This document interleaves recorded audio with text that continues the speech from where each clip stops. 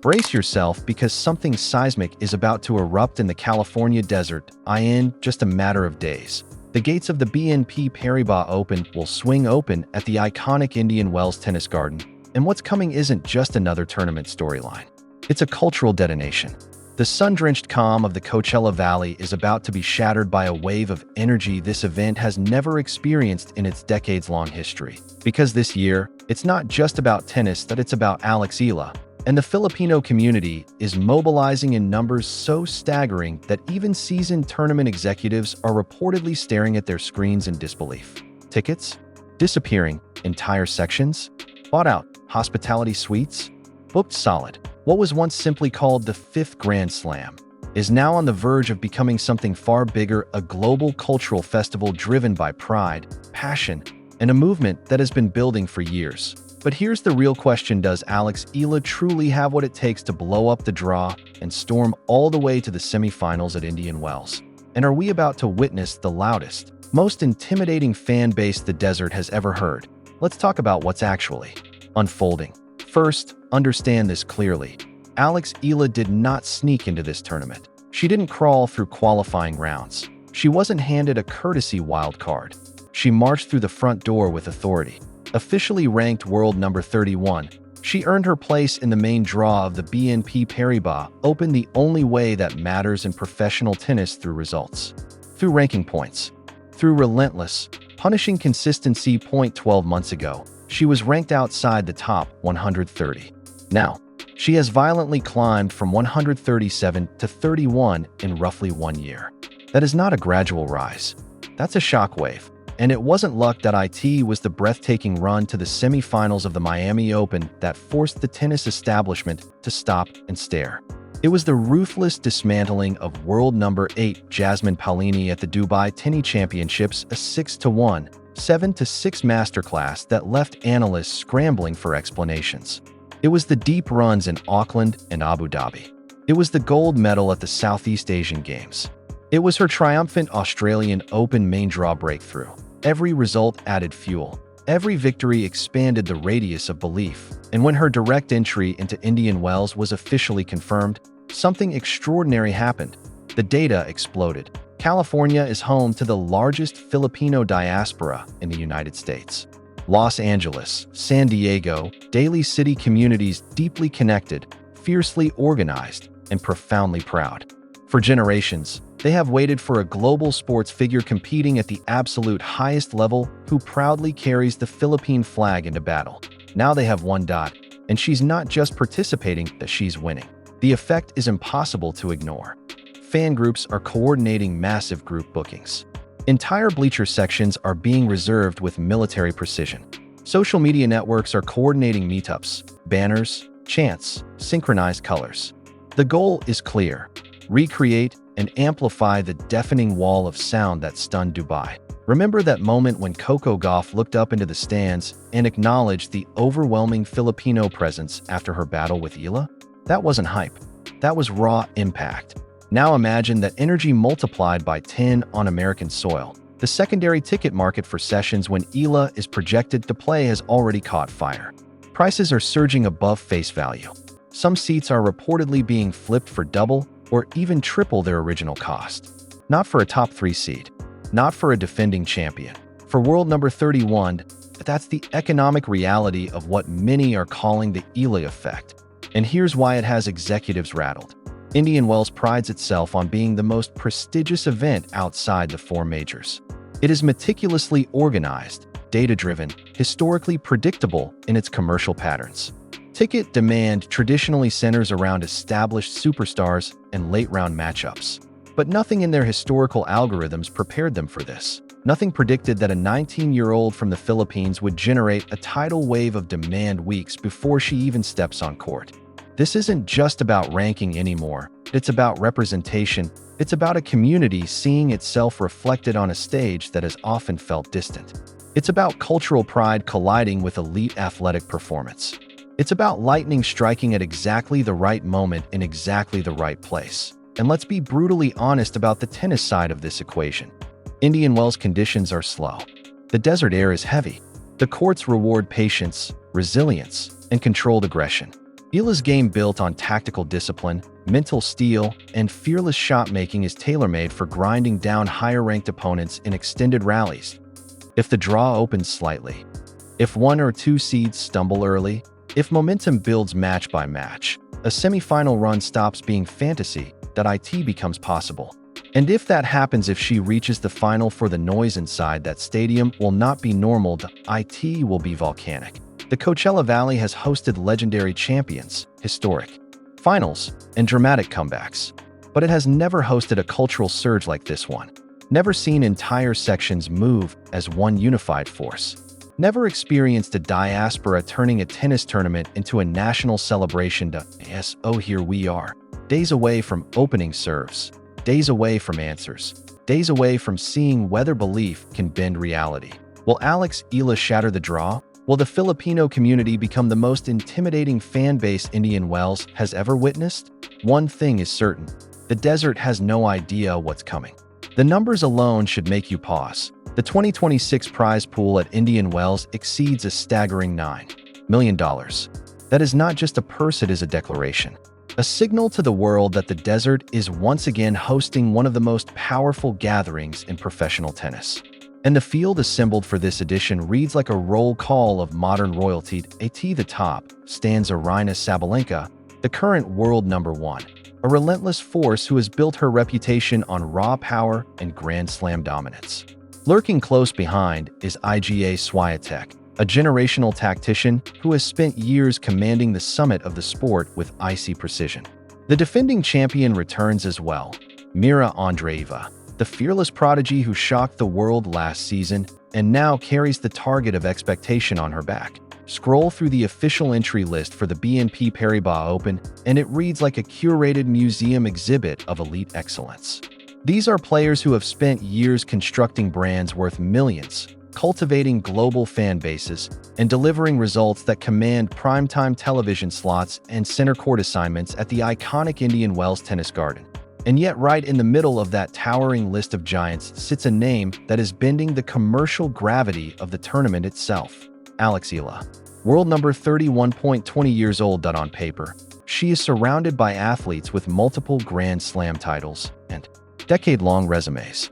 But in terms of raw ticket demand and emotional electricity, she is generating something that defies traditional logic. From a single, deeply passionate demographic, she is creating more concentrated energy than many of the established icons are pulling from the broader tennis audience. That is not a casual observation. That is a violent inversion of the usual commercial hierarchy of professional tennis. And it is unfolding in real time, before the desert spotlight ever switched on. The road to this showdown passed through Beaverton, Oregon. Eala made a calculated, strategic stop at the global headquarters of Nike, and what happened inside those walls sent a clear message about what the industry believes is coming next. Her portrait was placed in the legendary Nike Tunnel, that sacred hallway where the brand honors its most iconic athletes. Not future prospects, not hopeful talents. Icons. One massive image captured her in her most vulnerable, unforgettable moment. Both hands pressed against her face, tears streaming down after her historic semi-final run at the Miami Open. It was the raw, unfiltered expression of a competitor who had just shattered her own perceived ceiling. The caption beneath it read, "History in full bloom." Corporations like Nike do not choose words lightly. They do not allocate wall space lightly. They do not elevate athletes into that tunnel casually. They know exactly what they are looking at. Displayed alongside that emotional portrait was another image, Eala smiling as she took a selfie with a massive crowd of Filipino fans. That photograph may have been even more significant than the first, because it captured the engine behind the movement. Nike is not merely investing in a talented tennis player. They are investing in a global community that shows up physically, loudly, unapologetically in the thousands wherever she competes. Placing that fan image on the wall was a corporate signal. It was Nike announcing that the Alex Eala phenomenon extends far beyond forehands and rankings. It is cultural. It is generational. It is mobile. It crosses oceans and shifts the economic temperature of tournaments. And the timing of her visit was no coincidence. Eala arrived in the United States early, deliberately, well before many European players had even boarded their flights. Indian Wells is not just another hardcourt stop. The California desert creates a uniquely punishing environment. The air is dry and thin. The altitude subtly alters ball trajectory. The gritty surface grips differently than the smoother courts she navigated during the Middle East and Oceania swings. Preparation here is not optional, the IT is survival. Arriving early allows the body to adjust to time zones. It allows repetition under specific atmospheric conditions. It allows calibration of footwork, of timing, of spin production to a surface that punishes hesitation.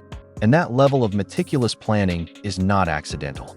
It is embedded in her foundation. The Rafa Nadal Academy molded her for 7 grueling years in an environment built on obsessive preparation and relentless discipline. The philosophy is simple. Control every variable you can before you step into battle. Eala does not casually arrive the night before a match and hope instinct carries her through. She studies conditions. She rehearses contingencies. She understands that at a tournament where every player is elite, the margins are microscopic. Then there is the mathematical advantage of her ranking. Entering Indian Wells as a top 30 player changes everything. Players forced through qualifying endure a brutal gauntlet before the main draw even begins. They arrive already carrying physical fatigue and emotional wear.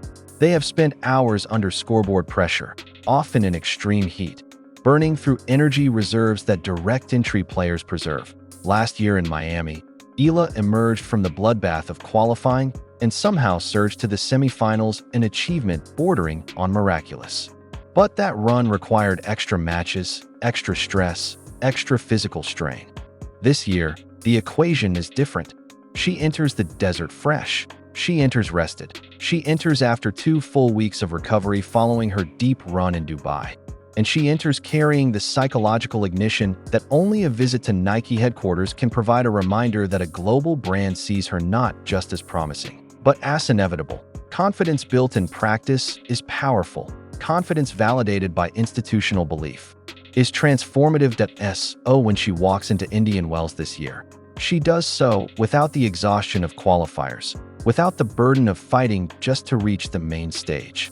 She arrives positioned strategically within the draw, shielded in early rounds, armed with preparation, community momentum, and corporate backing. The Giants are waiting Sabalenka's thunderous power, Swiatek's surgical precision, Andreeva's fearless hunger. But this time, Alex Eala is not arriving as a hopeful outsider. She is arriving as a fully armed contender, fresh, focused, acclimatized, and carrying an entire movement behind her.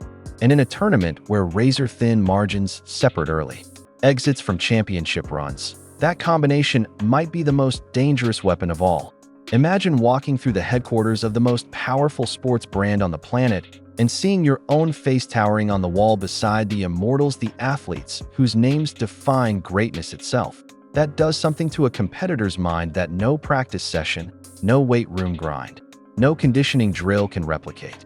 When Alex Eala stood inside the global headquarters of Nike in Beaverton, she wasn't just visiting a sponsor. She was stepping into a cathedral of modern athletic mythology. The tunnel walls reserved for icons displayed her portrait alongside legends who reshaped entire sports. One image captured her raw emotion after her historic semifinal run at the Miami Open. Tears, hands pressed to her face. A breakthrough moment frozen in time. The caption, "History in full bloom." That message is not accidental. When a billion-dollar empire frames your journey as history in motion, it sends a signal not just to fans, not just to sponsors, but to you. It plants something deeper than confidence. It plants inevitability. But destiny is tested under pressure. And the pressure awaiting her in the California desert is brutally real. The top seeds at the BNP Paribas Open represent some of the most dominant forces in modern women's tennis. Aryna Sabalenka, the world number 1, has spent years flattening opponents with overwhelming power and relentless aggression. Iga Swiatek remains the most complete tactician on tour, capable of dissecting a match point by point with surgical precision.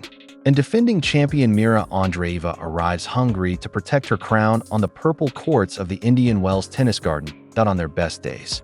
Any of them can dismantle anyone in the draw, no illusions there. But here's what the hushed locker room conversations are actually about. It's not about whether Eala can walk out and beat the world number 1 in straight sets in her first marquee showdown. It's about what happens over 2 relentless weeks when a player with explosive form, accelerating belief, and a rapidly mobilizing fan base starts stacking wins. Momentum in tennis is a dangerous force. Confidence compounds, energy multiplies, and when that energy is amplified by thousands of voices shaking the stadium walls, it becomes something even more volatile. Because the competitive environment surrounding Eala right now is fundamentally different, the players who draw her in early rounds are not simply preparing for a tactical challenge. They are preparing to compete in front of thousands of screaming Filipino supporters who will transform early round matches into atmospheres normally reserved for finals. That changes things. Indian Wells has long been known for its respectful, measured crowds. Polite applause, appreciative murmurs, a calm desert vibe. But this year threatens to inject a new frequency into that calm. Former American pros Sam Querrey and Steve Johnson recently discussed how Eala's drawing power has outpaced many established names, even comparing her surge to the buzz generated by Jannik Sinner on the men's side last season. That prediction has aged remarkably well. In Auckland, the crowds were electric. In Melbourne, attendance records cracked under the weight of Filipino turnout. In Abu Dhabi, the atmosphere thickened with national pride. In Dubai, Coco Gauff paused during her post-match remarks to acknowledge the overwhelming Filipino presence that had reshaped the energy inside the arena. But California? California is different. The Filipino community here is not a traveling pocket of fans flying in for a long weekend. It is a massive, deeply rooted diaspora spanning Los Angeles, San Diego, Daly City, and beyond. Families who have lived here for decades. Community organizations tightly connected. Networks capable of mobilizing in numbers that dwarf anything seen in previous tournaments. They have been waiting. Since that Miami run, anticipation has been building like pressure behind a dam. That semifinal appearance wasn't just a breakthrough result, it was proof of concept. Proof that a Filipino player could not only compete with the best in the world, but defeat them. And now she arrives at Indian Wells with a career-high ranking and direct entry into the main draw. Tournament executives watching ticket sales surge are not witnessing a temporary spike. They are confronting a structural shift in who attends elite tennis events and why. For years, U.S. tennis authorities have invested millions trying to diversify audiences and reach communities historically distant from the country club image of the sport. Marketing campaigns, outreach initiatives, strategic partnerships. Alex Eala accomplished that transformation in one season. No marketing blitz, no corporate campaign, no forced narrative. She did it by winning matches, by carrying herself with quiet composure and fierce competitiveness, by representing her flag without theatrics, but with unmistakable pride. The economic ripple effects are tangible. Secondary ticket markets are surging. Hospitality suites are filling. Merchandise stands are preparing for demand spikes. Food vendors, parking operations, premium seating packages, every commercial touchpoint of the tournament is bracing for impact. Thousands of Filipino fans descending on the desert will not merely watch tennis. They will spend. They will celebrate. They will transform the local ecosystem. And when Eala walks through the tunnel for her first match, she will not step into silence. She will step into vibration. Blue, red, yellow, white. Flags raised. Chants rising. Her name echoing through a venue historically known for restraint. Opponents across the net will feel it immediately, that subtle but unmistakable sensation of being the away team in a stadium that does not belong to them. Tennis legend Kim Clijsters once compared the pressure Eala carries in the Philippines to a Michael Jordan-like spotlight. In California, that spotlight is about to expand. The same feverish devotion witnessed in Dubai will land on American soil, amplified by proximity, by population density, by generational pride. March 4th has arrived. The countdown is over. Sections are booked. Fan groups are coordinated. Flights have landed. Banners are ready. Eala steps onto those sun-baked courts fresh from Oregon, fortified by Nike's visible endorsement and backed by a top 30 ranking that shields her from the physical brutality of qualifying rounds. She enters rested, prepared, acclimatized, but more importantly, she enters supported. Every seeded player who might face her understands the technical challenge, her counterpunching resilience, her mental durability, her tactical discipline forged at the Rafa Nadal Academy. What they are only beginning to grasp is the environmental challenge. Playing Alex Eala is one test. Playing Alex Eala while thousands of Filipino fans chant in unison is another. Ask Coco Gauff what that feels like. Indian Wells has earned its nickname as the fifth Grand Slam through prestige, history, and elite fields. But prestige does not guarantee predictability. History does not prevent evolution. This year, the desert is about to absorb a new kind of electricity that a tournament long defined by tradition is on the brink of experiencing something louder, prouder, and more culturally charged than anything in its past decades. Eala is marching in with the highest ranking of her career, the symbolic weight of Nike's global confidence behind her, and an entire California diaspora ready to transform the stadium into a celebration. For her opponents, it will feel unfamiliar. For her supporters, it will feel inevitable. And for the tournament itself, it may mark the beginning of a new chapter, one where competitive excellence and cultural momentum collide in spectacular fashion. History doesn't always announce itself quietly. Sometimes it arrives with a